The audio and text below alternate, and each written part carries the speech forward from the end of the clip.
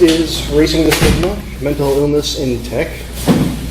For those of you who don't know me, and I think there's only one person here who does, just by random happenstance, I'm JD Flynn. I'm a senior Drupal developer at Caxi. You can find me on Twitter at JDDoesDev, on Drupal.org, I'm Dwarficus, on all the Slacks everywhere, I'm Dwarf. In case you don't know where you are, this is Florida Drupalcamp. If you do want to tweet about this, FLDC18, and please use the hashtag OSME as well. Does anybody here know what OSME is? Great, we're going to find out a little bit more later. All right, so who am I? I am a PHP and Drupal developer, have been for about 5-6 years. I've been doing HTML since the 90s. I did a little bit of BASIC before that. Does anybody remember the magazine 321 Contact? There was a show, yeah.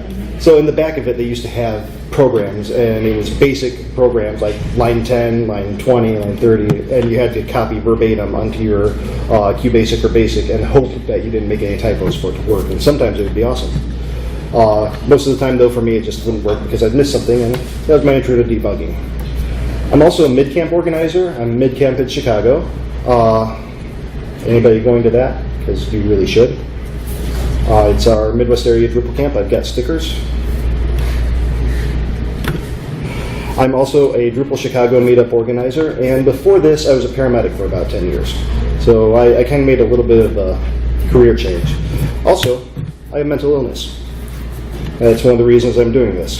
So, as a disclaimer, I'm not a doctor. I am somebody with mental illness. I've experienced difficulties in the workplace because of mental illness, and I was in denial for a very, very long time. Now it's time to ask you guys some questions. How many of you are here? How many of you here are developers, here to learn development, themers, site builders, anybody click around inside the back end of Drupal? Okay. Anybody project managers, owners, account managers, stuff like that? Okay. Anybody in HR? You. I do all those things. You do all. I do all of those. Are you local to Chicago? I saw Palantir, right? Yeah, but I live in Georgia. Okay. I've been with Palantir for 10 years, so I work with Andrea and all this. Okay. Thank you for sponsoring us. No problem. Anybody else in upper management? Presidents, CEOs? All right. Hopefully we're recording now. A few things I want to accomplish with this talk. Take 3. If there's one sentence, it's to get people talking about mental illness and to open up the conversation about mental illness. People don't want to talk about it. It's got the stigma around it. It's swept under the rug. It's not something that you really want to think about. I've also got some resources and statistics that are available. And I've also got some experiences, both personal, as a patient and as somebody who's given treatment as a paramedic. Like I said, I was a paramedic for 10 years. I was an EMT and also a firefighter. So I've seen firsthand what untreated mental illness can do. Also, because according to the World Health Organization and the World Economic Forum, it represents the biggest economic burden of any health issue in the world, costing $2.5 trillion in 2010. And it's projected to cost $6 trillion, trillion with a T, by 2030. And 2/3 of these costs are attributed to disability and loss of work. The majority of people, 450 million people who suffer from mental health conditions, 60% of them do not receive any form of care whatsoever. And 90% of people in developing countries receive no form of care.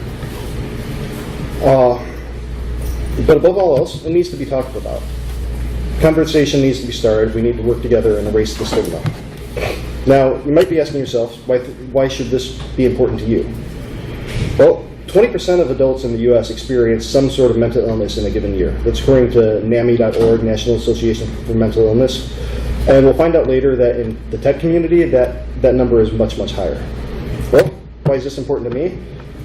Like I said, I have mental illness. I suffered in silence for a very long time. I was in denial. And I was afraid that admitting I had something wrong with me would kind of make it real. Kind of that scenario where you're in perfect health until you go to a doctor and the doctor says you're not in perfect health, then all of a sudden you're sick and there is something wrong with you on paper. I didn't want that piece of paper. I'm also worried, I used to worry that if I told people, they'd treat me differently, and some people did, and it led to social distancing, which is when people feel that an individual with mental illness is dangerous, and it results in fear and increased social distance. It also leads to increased anxiety and isolation in the individual. But, there's something that I had to learn to tell myself, and I hope others will learn to tell themselves as well. I'm not weak, I'm sick. It's not a character flaw, it's actually part of me. Excuse me. So let's get really uncomfortably personal here. I have major depression, which is marked by a depressed mood most of the day, particularly in the morning, and loss of interest in normal activities and relationships. Symptoms that are present every day for at least 2 weeks. I had that, yeah, that's definitely a check mark. I have anxiety disorder, which is characterized by feelings of worry, anxiety, or fear that are strong enough to interfere with one's daily activities. Yeah, definitely me. Also, PTSD, which is disorder characterized by failure to recover after experiencing or witnessing a terrifying event. I had some childhood stuff, I had some firefighter stuff, I had some ambulance stuff, a lot of stuff kind of lived through, and it all, the way that a psychologist explained it to me, we're all pretty tech-inclined here, so there's a difference between the RAM and the hard drive. The RAM is kind of the short-term memory, quick, right there, you can get stuff back and forth. Hard drive, long-term memory, takes a little bit more time to get access to it. For PTSD, stuff gets caught in the RAM, and the smallest thing that reminds somebody with PTSD of an event can make it relive really quickly instead of being transferred over into the long-term memory. So what changed? Well, I accepted something was wrong.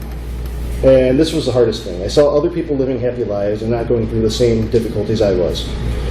People didn't get as angry nearly as easily as I did. And people weren't affected by everyday things like I was. And I had an epiphany that maybe everything else wasn't the issue. Maybe it was me. I mean, if everywhere you go smells like dog crap, maybe you should check your own shoes. For a lot of people, including myself, this was the hardest part, saying, there's something wrong. So then, I got treatment. I take medication. I believe in better living through chemistry. I see a therapist. I find outlets. I'm proud to say that I probably have the nerdiest, geekiest thing that you're going to hear at a Drupalcamp. I play French horn in a community band. I also play baritone sax in a community band. I'm active in my local community through teaching and in the Chicago Drupal community. I also go to events like this and I start the conversation. Open up, hopefully get people talking afterwards. I'm not shy talking about it. People don't need to know details of why. I have things like PTSD, but I'm not afraid to mention it.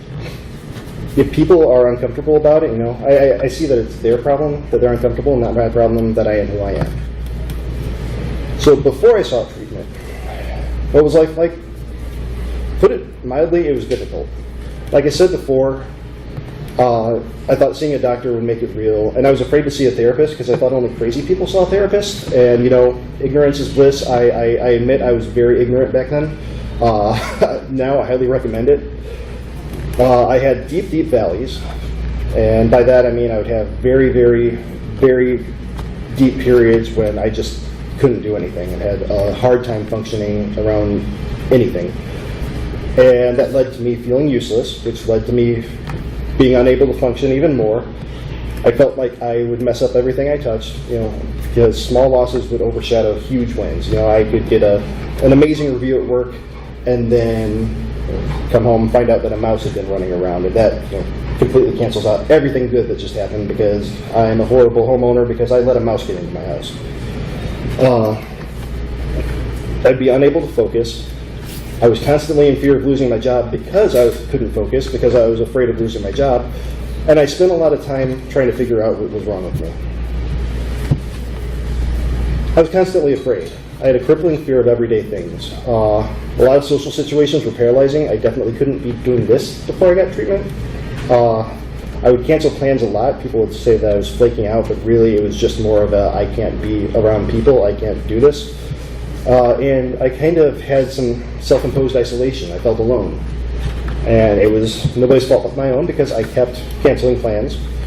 I would also, feel alone in crowded spaces. I could be in a group of 15, 20 people and still feel like I was the only person on earth. And always feel like people were looking at me for any possible flaw. I mean, did I have a little spot on my shirt, something in my beard, booger hanging out, whatever. An example of how alone I feel and the weird self-imposed isolation and the weird way that my brain worked is I commute by train. And on the train, it gets pretty crowded. It's a commuter train. And up until the second stop, I got on at the first, I'd hope nobody would sit next to me.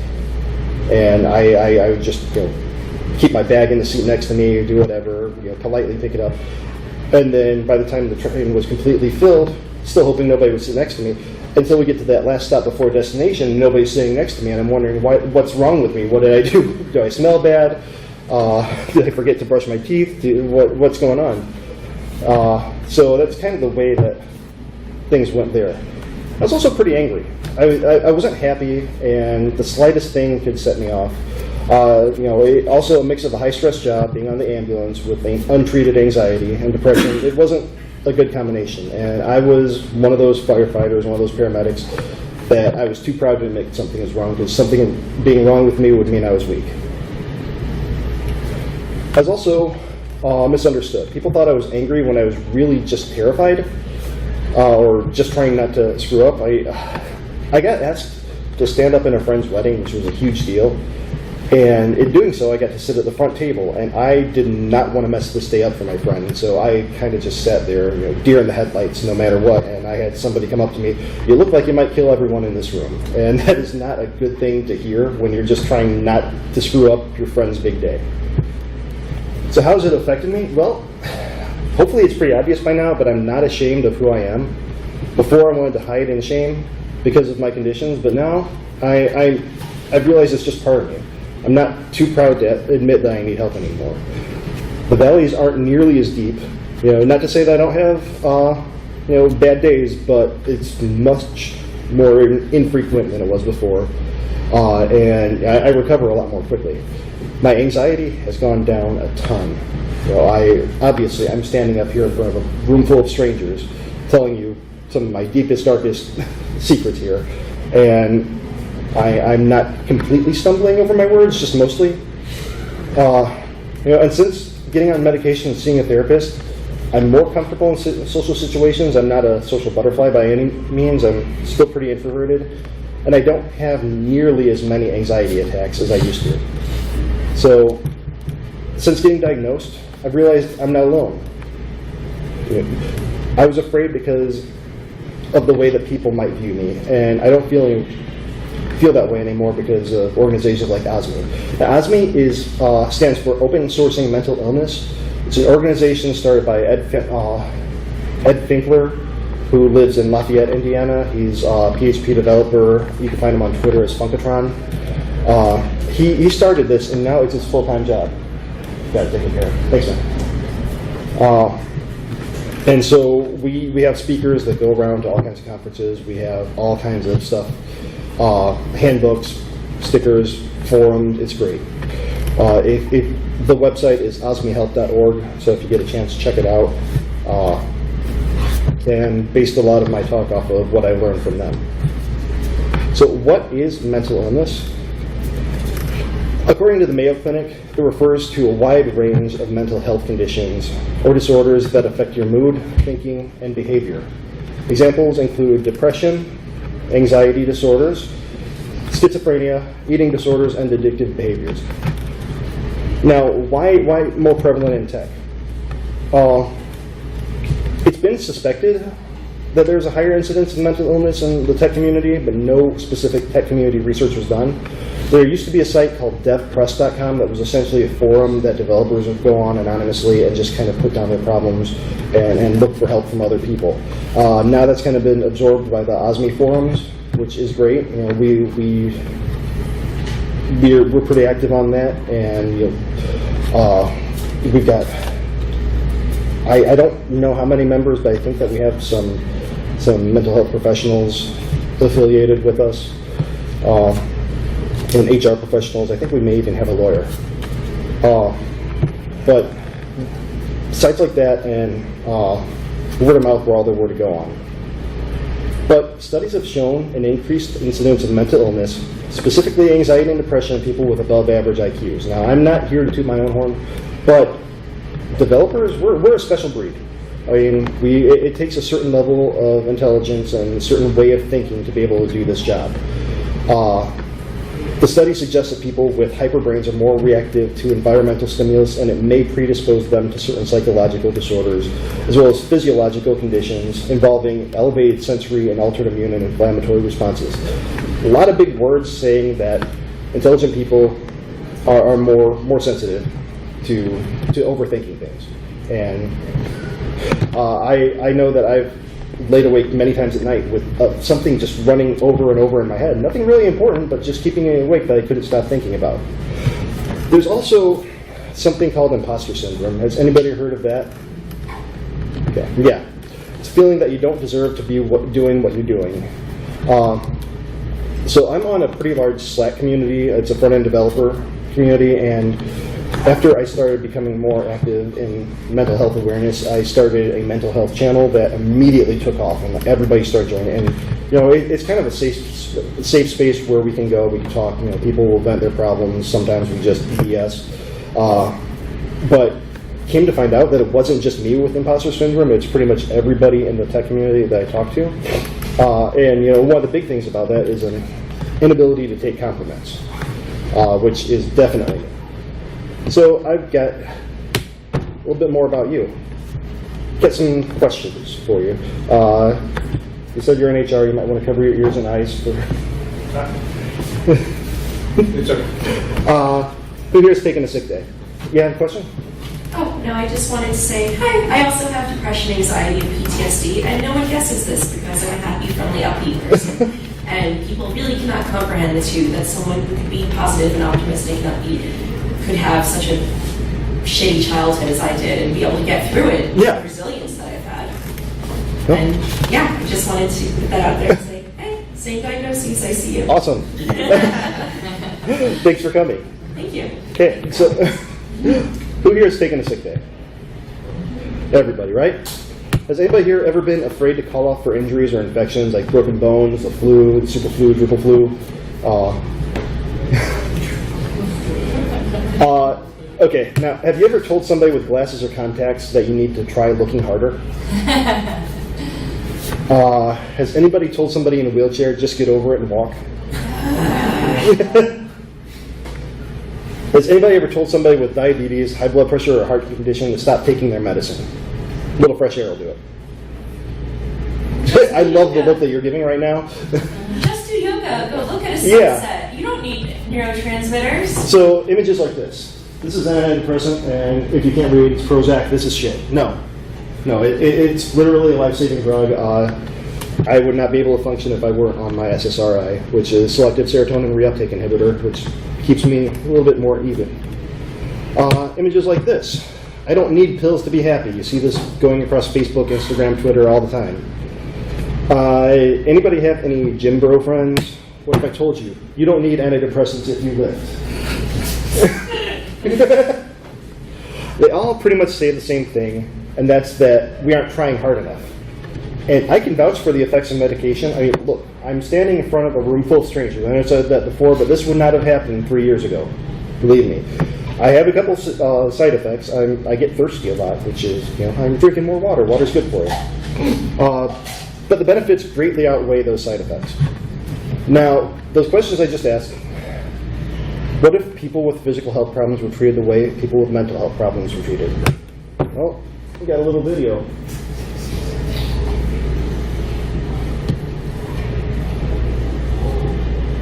They're like, yeah, all right, man. Oh! Oh, my head! Please don't complain. You'll ruin the vibe. Just... It's like you're not even trying to walk. Have you ever tried not having diarrhea? Diabetes is killing me. You take meds for that? Oh my god, dude! I cut myself and it looks really, really bad! Some people have it way worse than you do.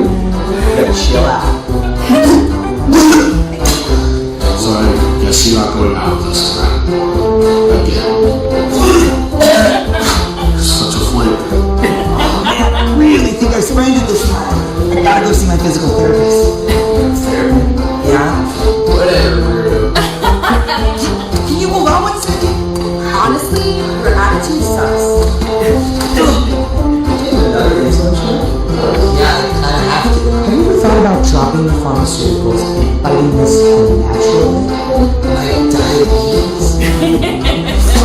Enough is enough. It's a beautiful day, man. It's time to get up. Dude, I just got eye surgery. Yeah, like a week ago. Well, it still hurts. Ooh, I think your friend hurt himself. No, he's fine.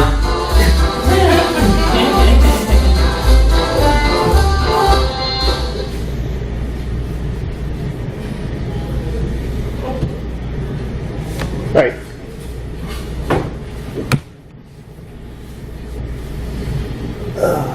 Make sure that I can. You're trying to click behind me. So, how do we erase this stigma around mental illness? Well, for one, we need to be stronger than fear. One of the ways we can do that is start the conversation. We can listen. And if somebody trusts you enough to talk about their mental health, just listen. Trust me, it means a lot to them. Let people know that they matter. Don't be ashamed. And as far as letting people matter, just when I was on the ambulance, I took a lot of behavioral patients, a lot of psychiatric patients for various reasons. Some would be inter-facility, some would be picked up off the street because police didn't know how to handle them. And usually, I'd say probably 8% of the time, they were upset, they were borderline combative, just wanted nothing to do with us. Telling them, hey, we're going to get you the best treatment that we possibly can. We're going to get you to the right place. That would calm things down, and there would be a few times when the patient would want to hug me afterwards just for talking to them. So just some kind of affirmation saying things are going to be all right. We'll get you what you need. That helps tremendously. If you do have a mental illness, try and remember that you're not damaged. You have a disease. Try to be respectful. You can't always tell who has a disability, so try to be respectful of what you say or how you portray diseases. And if you do feel that you have a disease, get treatment, get checked out. So we've been talking a lot about personal stuff, but what about in the workplace? Well, we've had some tech-specific research done through OSME. We had a survey a couple years ago. The Mental Health in Tech 2016 survey. It's done by OSME, 1,500 responses. The survey was made available to several different tech communities, and all responses are self-reported. Just a couple questions. Would you bring up a health issue with a potential employer? This is mental versus physical. 24% said yes. For physical, only 7% said no, or said yes for mental. So almost twice as many say no. If you look 68 versus 36. Does your employer provide resources to learn more about mental health issues and how to seek help? Well, pretty even, but only 30% can say with any certainty that they know there are resources. And this doesn't include insurance coverage.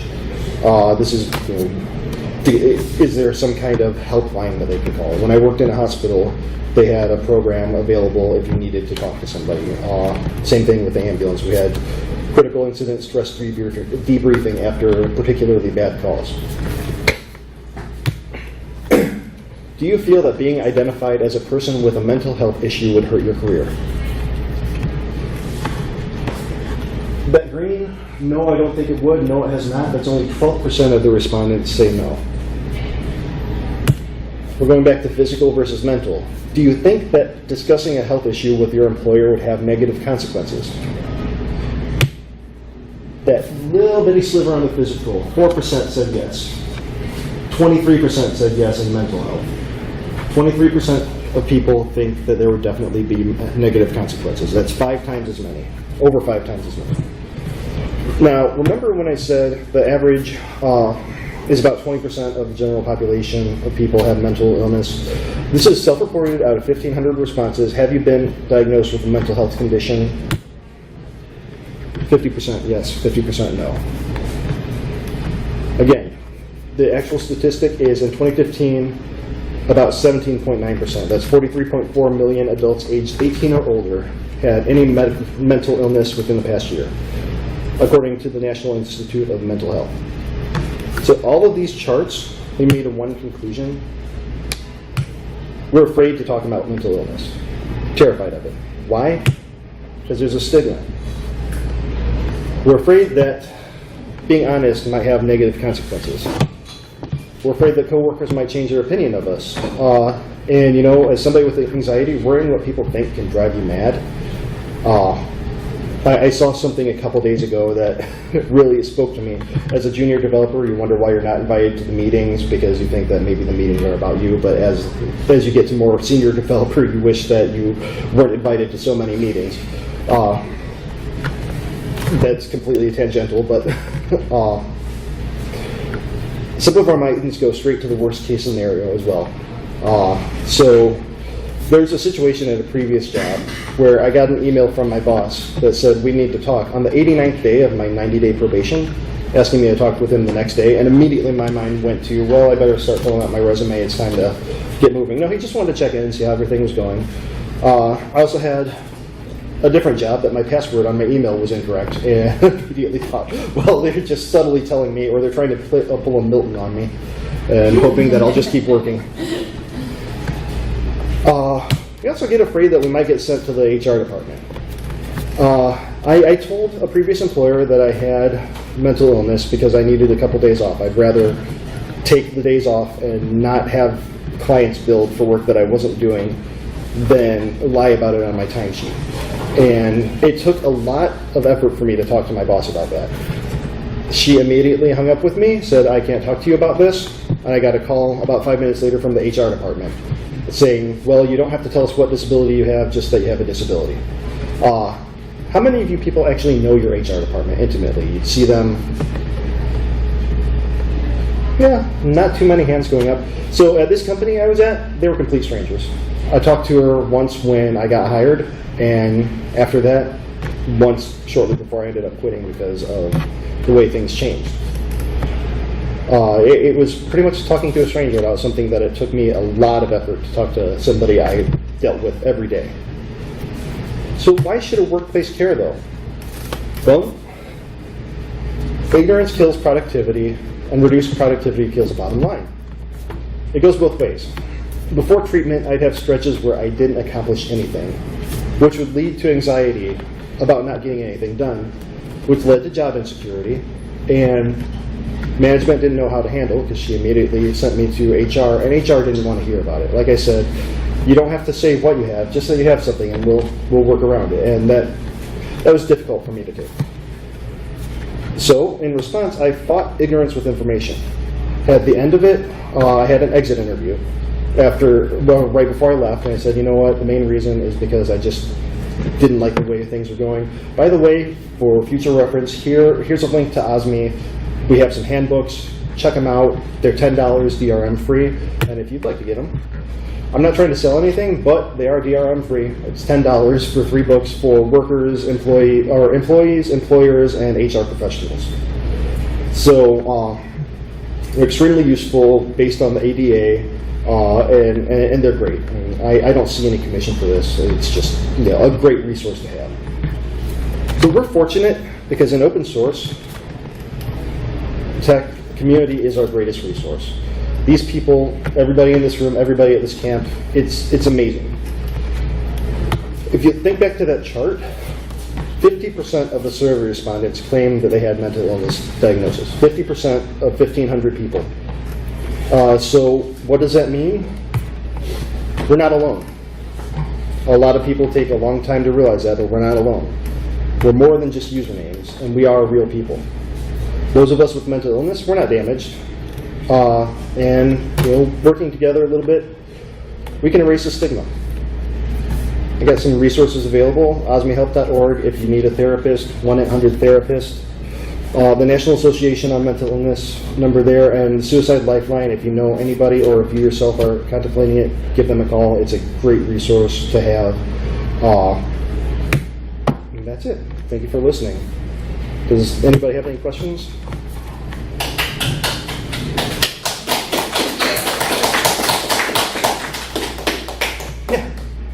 I just wanted to share something else in regards to depression and PTSD. I had a very horrible week for mental health, and I had to call out of work on Monday and Tuesday, which was very difficult for me. Having grown up with the shitty childhood that I did, it was extremely upsetting to me that I had to evict a roommate this week who slashed his girlfriend's tires in my driveway, and I had to deal with the cops and the landlord and all the logistics. And it brought back a lot of horrible memories. And then on top of that, I am from Coral Springs, Florida, and my childhood home was about 5 minutes away from the shooting at Stone Douglas, and countless friends of mine went there. So for someone with PTSD, this week kicked my ass. It was brutal. It was horrible. And one thing that really upsets me is that when I want to be able to talk about these things and say, you know, having an abuser under my roof or like a school shooting in my hometown really triggers me. Well, trigger is now considered a joke online. People constantly mock the usage of the word triggered.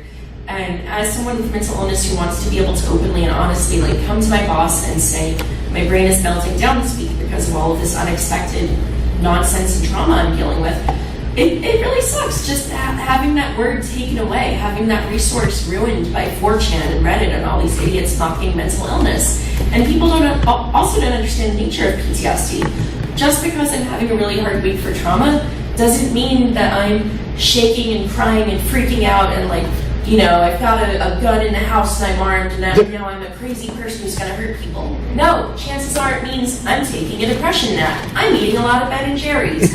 Or what happened this week, one thing I didn't realize about PTSD and the RAM versus hard drive thing you mentioned, but in the midst of dealing with this horrible week, I was calling a sporting goods store about some clothes that I had picked out. I didn't have my wallet on me and had to go home, and I was just calling to make sure they were still there. While I was on the phone, as the dude was going back to get the clothes, I completely forgot why I was on the phone, who I was speaking to, or what it was all about. And I had to pretend the cell service was bad while my brain rebooted. And I didn't even realize that PTSD could just cause something that feels like someone unplugged your monitor. You know? And like it's going to take understanding the nature of these illnesses and not jumping to these conclusions that everyone with depression or PTSD is a madman who's violent or a useless slug. Like, no, there's nice, normal people like you and I who just want to be able to function and get stuff done, and we have to buy our own neurotransmitters from the store because our brain sucks at making them ourselves. Mm-hmm. So that's my story. I just want to share it with you. But ultimately, the question is, what do you think of the whole triggered thing being ruined by the awful internet? Well, that was one of the reasons specifically that I put in,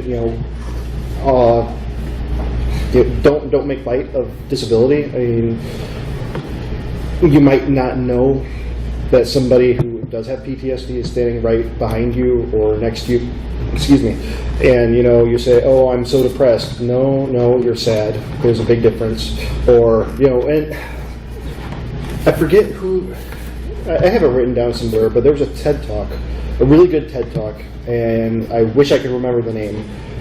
Actually might have it somewhere on here, but depression is a spectrum. It could be the way a child feels when it rains on their birthday to not being able to get out of bed for weeks and anything in between. It's not just, oh, that person is definitely depressed, that person is just a little bit sad. I don't know what's going on over there. It's, a very, very wide spectrum. And, people say, I'm so depressed. Or a big one is like OCD. People like to be organized. That's great. But until you feel an actual compulsion to move stuff around in a particular order, or if you can't get through a room without touching everything or unlocking and locking the door 5 or 6 times or more, that's OCD. Wanting to be organized is not. Liking to be in a clean space is not. Triggered especially. The internet, the internet has done the internet to it, where everything is now triggered. Triggered is, oh, don't get triggered over this. And I completely agree with you on that.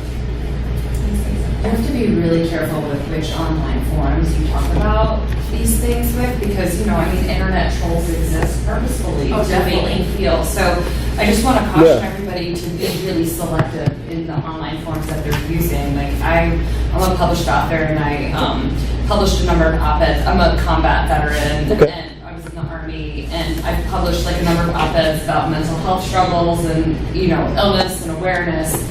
And even in those very forums, even in really professional publications, people will just write really nasty comments, and you don't read the comments. That's right. Never read the comments. So yeah, just a caution to be really careful, especially if you're feeling exceptionally vulnerable, like where you're getting your feedback or validation from online. Absolutely. And one thing I also wanted to mention in regards to like dealing with mental illness is that a lot of people have imposter syndrome when it comes to getting help. Like, oh, what I went through wasn't that bad. There's people who have gone through way worse. And for me, I live in New York City now. Like, oh, well, why are you so affected by the shooting in your hometown 5 minutes from, I mean, you haven't even lived there in 12 years. You're just claiming it. And it's like, no, I'm allowed to have trauma from that because it's all over the news and that it still sucks. And like, you shouldn't let mental health imposter syndrome keep you from getting help is what I'm basically saying. I have that as well, because normally when you hear PTSD, you think of veterans. A lot of people's mind goes straight to that, and when I say, hey, I've got PTSD, oh, when did you serve? Well, honestly, I didn't, and for the longest time, I don't deserve to have PTSD because I didn't serve, and so this can't be right, and yeah, a lot like that. The veterans do that too, they're very competitive about like, oh, I shouldn't because I only served in this place and did this, so it's terrible. Yeah, and it's important to keep perspective on one another's pain and traumas and stuff. You never know what anyone's battles have been, and PTSD can happen to anyone. You never know what's happened in someone's life. I just hope that the way we talk about it gets better. I think it's getting that way. There was a recent blog post, and again, I think it was on Medium, about how an employer was really embracing mental health in the workplace. And so I think that, and just communities finally starting to open up the conversation. I'm hoping that in a year, 2 years, 5 years, I won't have to give this talk because it won't even be an issue anymore. And that's my goal, put me out of a job. But until then, I'm going to keep doing it wherever I can, wherever people listen.